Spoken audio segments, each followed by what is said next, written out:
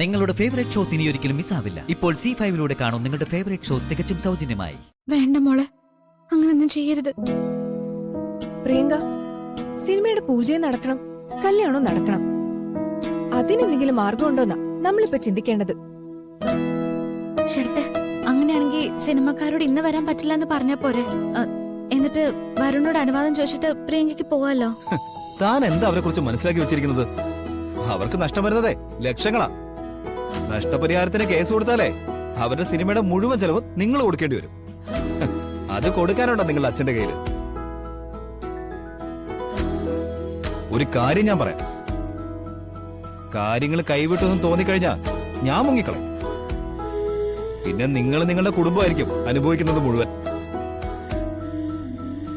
ശരത്തെ, ഈ പൂജ എത്ര സമയം പോവും?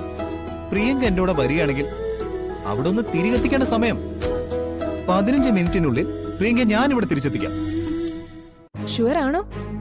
ഞാൻ വാക്ക് പറയല്ലേ. ഇയാൾ അവിടെ നിന്ന് പ്രസന്റ് ചെയ്താൽ മാത്രം മതി.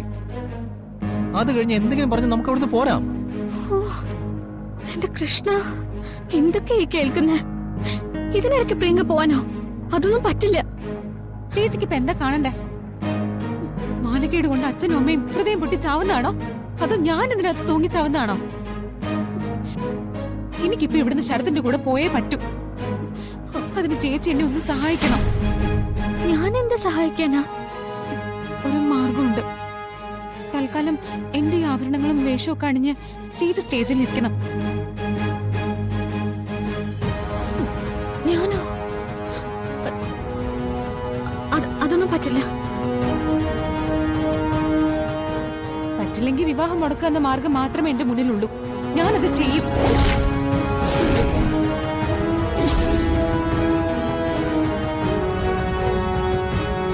ചേച്ചി, ചേച്ചി ഇവിടെ ഇരുന്നാ മാത്രം മതി.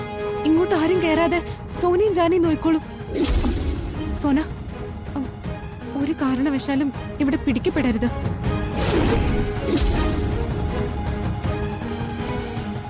അത് ഞങ്ങൾ ഏറ്റു. നീ പോയി തിരിച്ചു വരുന്നത് വരെ ഒരാള് പോലും ഇങ്ങോട്ട് വരില്ല. രാധിക, ഞങ്ങൾ തന്റെ കാല് വേണമെങ്കിൽ പിടിക്കാം. ഈ ഒരു ഘട്ടത്തില് തനിക്കല്ലാതെ വേറെ ആർക്കും തന്നെ അനിയത്തെ സഹായിക്കാൻ പറ്റില്ല. എടോ, കുറച്ചു നേരത്തേക്ക് ഒന്ന് അഡ്ജസ്റ്റ് ചെയ്താ എല്ലാം ഭംഗിയായിട്ട് നടക്കും.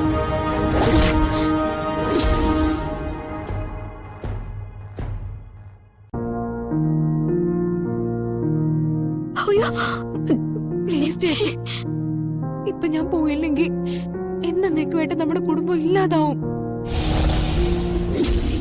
പ്ലീസ് ചേച്ചി, എനിക്ക് വേറെ മാർഗമില്ലാത്തതുകൊണ്ടാ. എന്നെ ഒന്ന് സഹായിക്കും പ്ലീസ്. പ്ലീസ് പ്ലീസ് ചേച്ചി.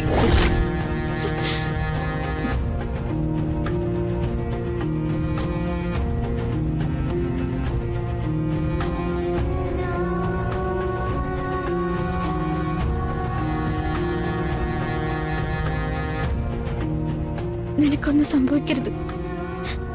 നമ്മുടെ കുടുംബത്തിനൊന്നും സംഭവിക്കരുത്. ഇല്ല ചേച്ചി, ഒന്നും സംഭവിക്കില്ല.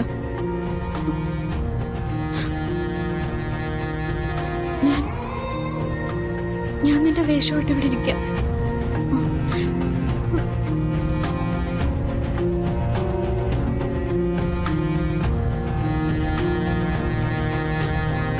പക്ഷെ എന്നെ ആരും കാണരുത്. അത് ഞങ്ങൾ ഏറ്റു. ഇനി കൂടുതലൊന്നും ആലോചിക്കാനില്ല. എത്രയും പെട്ടെന്ന് ചേച്ചി ഒരുങ്ങാൻ നോക്ക്. ഞാൻ ഇതൊക്കെ അഴിച്ചു തരാം.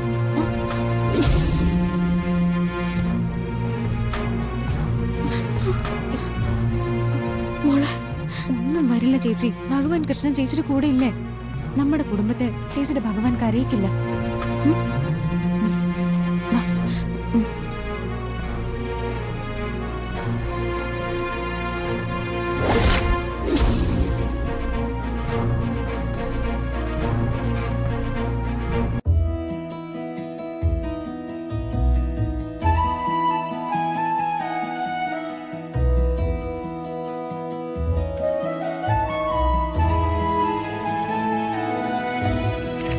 എന്താ പരമേശ്വര, വരൻ തന്നെയാണോ ഫോട്ടോഗ്രാഫർ? ഫോട്ടോഗ്രാഫി എന്ന് വെച്ചാൽ അവന്റെ ക്രൈസാണ്. മാത്രമല്ല നമ്മളാരും സ്വന്തം കല്യാണത്തിന്റെ ഫോട്ടോസ് എടുത്തിട്ടില്ലല്ലോ. ഇപ്പോഴത്തെ പിള്ളേർക്ക് എല്ലാം ചേഞ്ച് അല്ലേ വേണ്ടത്. നടക്കട്ടെ. വരുൺ, എന്താ മുകുന്ദൻ അങ്കിളിന് അതിശയം. ആ. സ്വന്തം കല്യാണത്തിന്റെ ഫോട്ടോസ് നീ എടുക്കുന്ന കണ്ടിട്ട്. കാർഡോ അച്ഛൻ വിശദീകരിച്ച് ഓ തന്നു. ആ എന്നാ പിന്നെ അച്ഛനും മുകുന്ദനങ്ങളും ഒന്ന് ചേർന്നിരുന്നു. ആ. ഞാനൊരു ഫോട്ടോ എടുക്കാം. കൊള്ളാം.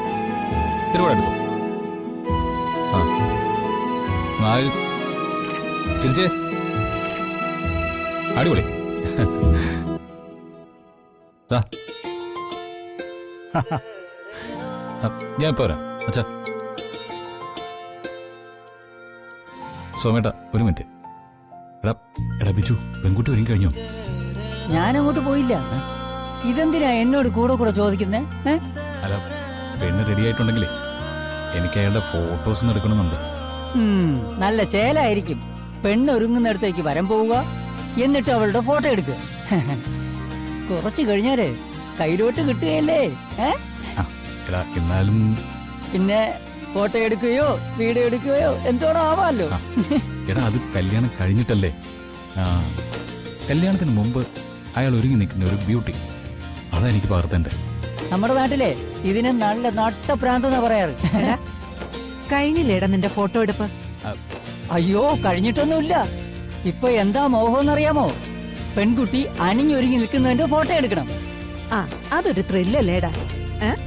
ആ കേക്ക്. മുത്തശ്ശിക്ക് കുഴപ്പമൊന്നുമില്ല. എന്തു കുഴപ്പം?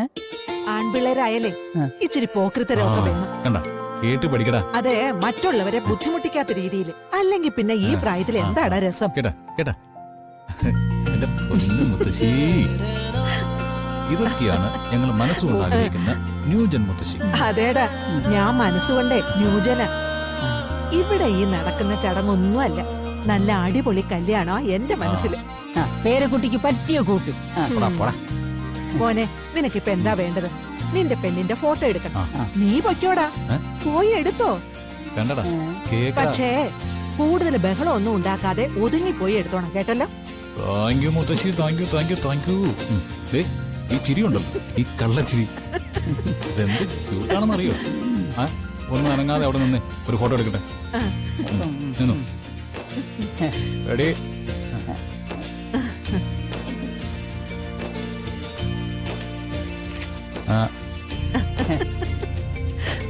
എന്നാലേ ഞാനിപ്പ വരാം.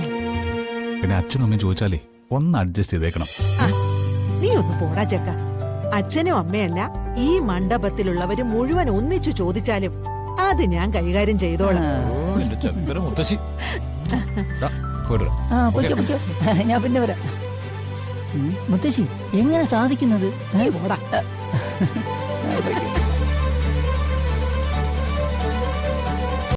ഡൗൺലോഡ് ചെയ്യൂ C5 ആപ്പ്. കാണൂ എല്ലാ എപ്പിസോഡുകളും സൗജന്യമായി.